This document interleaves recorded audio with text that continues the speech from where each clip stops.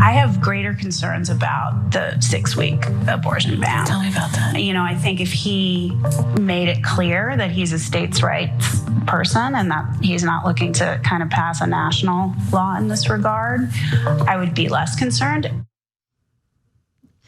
The woman you just heard from is part of a group of Ron DeSantis supporting mothers who loved his COVID policies and planned to back him in his presidential bid. But these women have concerns about his draconian views on abortion and reproductive rights. And they should be worried. Following the Supreme Court's reversal of Roe v. Wade, DeSantis signed a law banning abortions past 6 weeks. This is, of course, effectively an abortion ban since most women don't even know they're pregnant before or at 6 weeks gestation. The assault on reproductive rights is so extreme that the supporters CNN spoke to are worried about what it means for his campaign. Not everyone in their Twitter orbit agrees on his tactics, but these three do think Florida's new 6-week abortion ban is bad. I think that's dangerous. That's something that I cannot get behind, and I don't think that's going to bode well for his presidential campaign. I think that might be a real impediment to bringing in moderate women. Look, I don't know if these women are at all thinking about how, anti-abortion policies hurt women in Florida and across the country. But electorally speaking, these ladies aren't wrong to point to a major red flag for DeSantis. Several polls have revealed the unpopularity of abortion bans, especially ones as extreme as the bill DeSantis signed in Florida. According to a PBS NewsHour, NPR, and Marist poll just last April, 61% of US adults say they support abortion rights, marking a 6 percentage point increase since June of 2022. Those who say they mostly support abortion rights include 84% of Democrats and, more importantly, 62% of independents. At the same time, 37% of Americans overall oppose abortion rights. So when you consider the fact that elections at this point boil down to independent voters, the fact that the majority of independent voters support abortion rights does not bode well for any Republican candidate who decides to center their platform on taking reproductive rights away from women. Now, the widespread public support for maintaining reproductive rights was also reflected in the red wave that never happened during the 2022 midterm elections. Republicans were expected to secure firm majorities in both the House and the Senate, but that didn't come to fruition. They managed a slim majority in the House, and Democrats defended their majority in the Senate. Here's an explanation of how the rollbacks to reproductive rights weighed on congressional elections. So if you step back, Laura, and you look at the issue, the races across the country, how big a factor was abortion in how these races turned out? It ultimately appears to have been a really major factor, and that's what I was hearing when I was on the ground in Michigan from female voters there, as well as from some Pennsylvania voters that I was talking to. And we have a data point that really hammers this, which is that the AP survey of voters found that 24% of voters cited abortion as their top issue. And of those, 70% voted for the Democratic candidate, 27% for the Republican candidate. So a big difference there in ultimately people supporting abortion access, favoring Democrats. So clearly the anti-abortion stance that the Republican Party has centered around is enough to galvanize Democratic voters to show up and cast ballots even when you have a Democratic president and you have majorities at the time in both the House and the Senate. But the self-harm Republicans committed didn't stop at congressional races. In gubernatorial elections, where the GOP candidate decided to focus their platform on anti-abortion rhetoric, the Democrat was more likely to win. Democratic candidates in a lot of states really focused on abortion access and made it their rallying cry for voters against Republican candidates. The three states that I wanted to talk about were Michigan, Wisconsin, and Pennsylvania. Gretchen Whitmer in Michigan was reelected, made this a key issue in her race.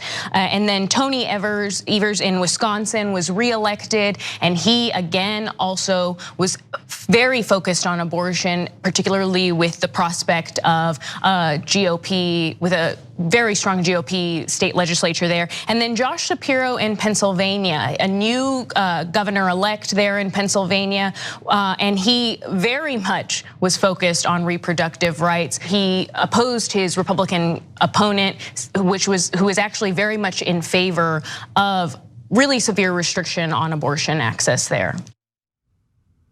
And then there are, the ballot measures. Ballot measures also prove DeSantis' supporters are right to be concerned about his anti-abortion stance. So there were 5 states where voters had abortion on the ballot. Those 5 states were Kentucky, Michigan, California, Vermont, and Montana. And across all 5 of them, voters ultimately supported protecting abortion access rather than restricting it. In 3 of those, California, Michigan, and Vermont, that enshrined abortion rights in those state constitution. The 2 outliers there were Kentucky and Montana. In Kentucky, voters defeated a measure that would have put in the state constitution no protection for abortion rights. So have Republicans learned any lessons from all of this, from what transpired during the midterms? It's unlikely, I don't know, we'll see. Because despite polling and the outcome of the midterms, you've got people like former Vice President Mike Pence still bragging about the reversal of Roe v. Wade.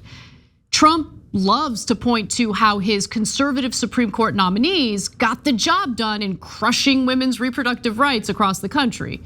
So while congressional Democrats, including Biden, could have done way more to try to codify abortion rights when Obama had a super majority during his first term, they would be dumb not to campaign on how Republicans have been engaging in unpopular reversals of abortion rights.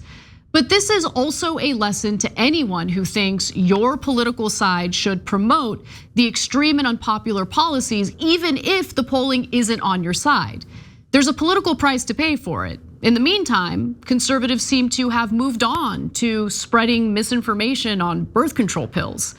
NBC News reports that Alex Clark, who hosts a pop culture show for Turning Point USA, is one conservative woman who has railed against hormonal birth control in recent months. Clark said her mission is to get young women off this pill. In a response sent in direct message, Clark wrote that birth control can be right for some in some cases, but we shouldn't just take it blindly because of acne, and we shouldn't treat it as the default for all women. Yeah, that's why you got to see a doctor and get a prescription for hormonal birth control.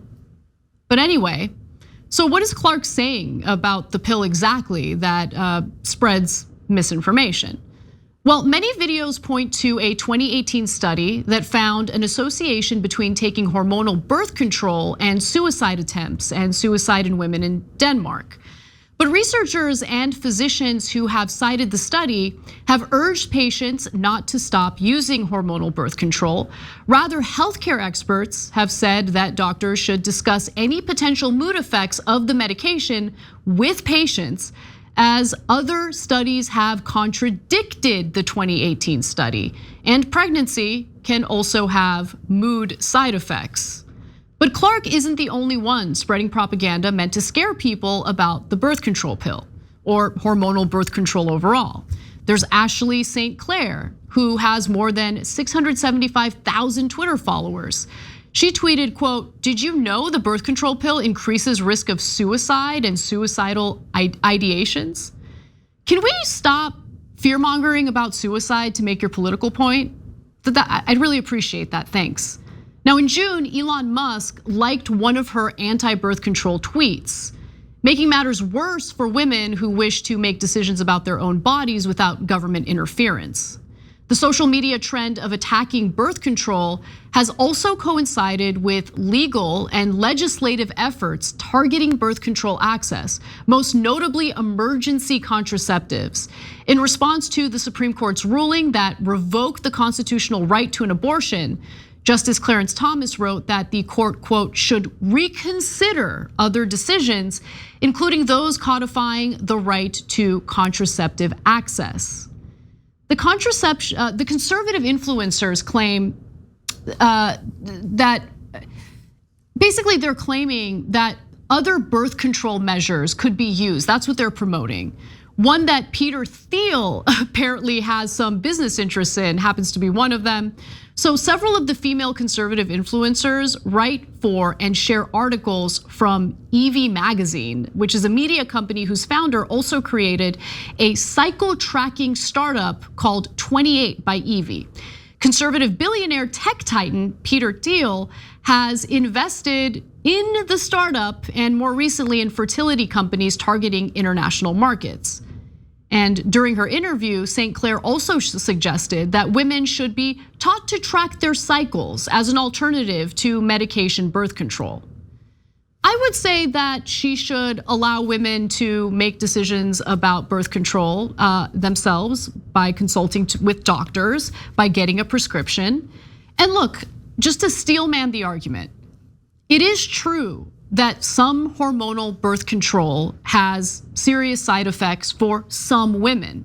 In fact, not to get too personal, but I experienced it. I know what it's like to take hormonal birth control that leads to suicidal ideation.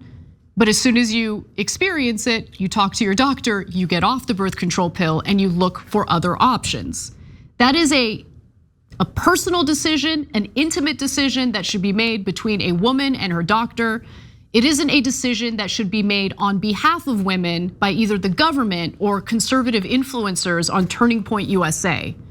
It's really important to protect healthcare for women. And yes, that includes healthcare for reproductive rights, healthcare when it comes to various forms of birth control.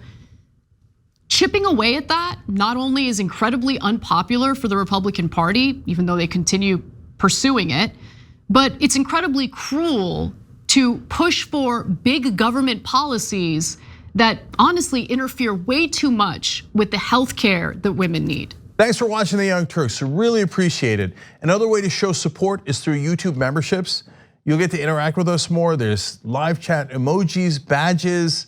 You've got emojis of me, Anna, John, JR. So those are super fun. But you also get playback of our exclusive member-only shows and specials right after they air.